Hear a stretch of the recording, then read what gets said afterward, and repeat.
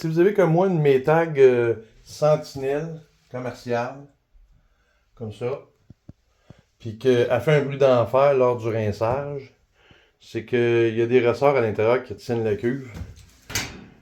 Cette cuve-là. Puis les ressorts, ben, ils sont dus d'être changés. Je vais vous montrer aujourd'hui comment faire. C'est assez simple. Et puis je vais vous faire étape par étape. Bon, premièrement, ce qu'il faut faire, c'est un peu le même principe sur pas mal tous les modèles de laveuse.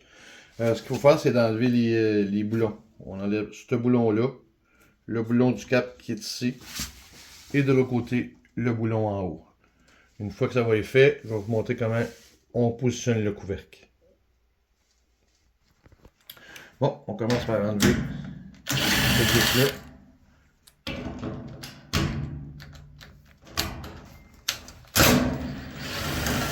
Cette vis-là, on enlève la palette ici.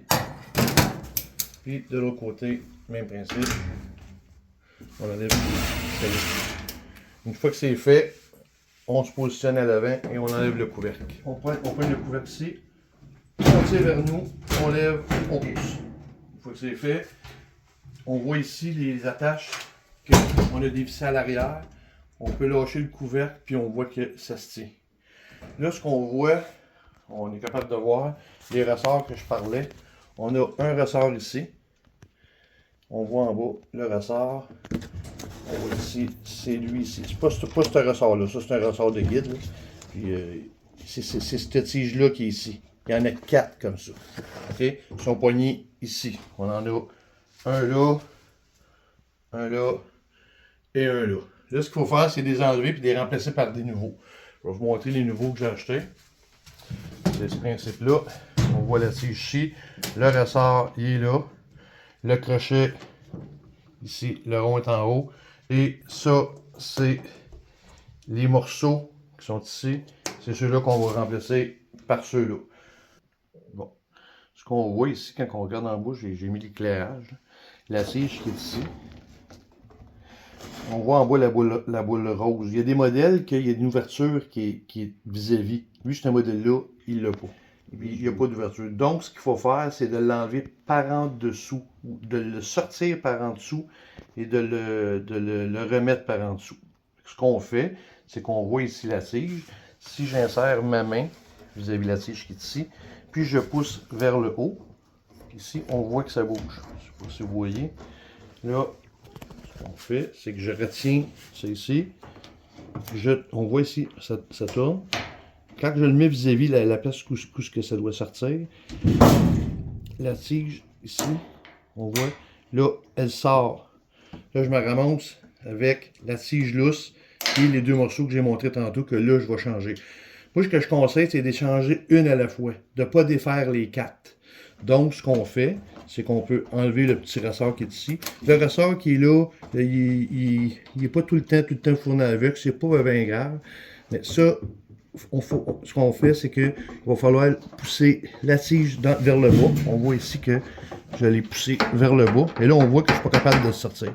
Donc, je dois lever la laveuse, enlever la tige et en mettre une nouvelle, puis refaire une à la fois. C'est ça que je vais faire. Je vais positionner la laveuse, on va le changer, puis on va le mettre en place, je vais en faire une. Bon, là, ce qu'on fait, c'est qu'on sort la tige par le trou. On pogne la nouvelle tige, puis on vise le trou. Une fois qu'il est fait, on le positionne comme ça, on enlève la vieille. On redescend la laveuse. On voit la tige est ici. Je l'insère dedans. Puis, je prends un morceau neuf que j'insère ici. Poignée de crochet qu'on voit ici, il faut le passer dans le trou. Ce que je fais, c'est que je poigne un crochet, soit de la tige que j'ai enlevé ou une neuve. Là. Je m'envoie le poignet. Je tire, on voit qu'il est ici.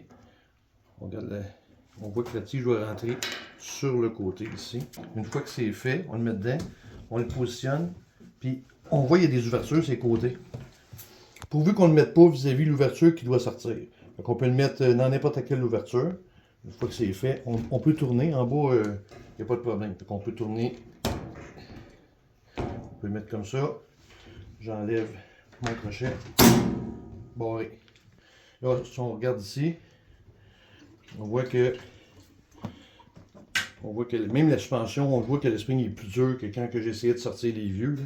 Fait que lui, il pivote. Fait qu'on voit ici la bague, on voit qu'elle bouge. C'est tout à fait normal.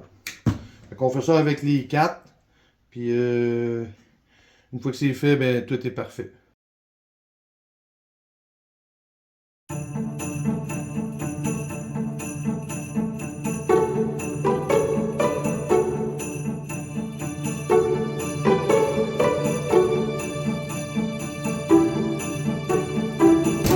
Donc c'est fini, on va sortir de là, puis faire un lavage, on va voir ce que ça va donner.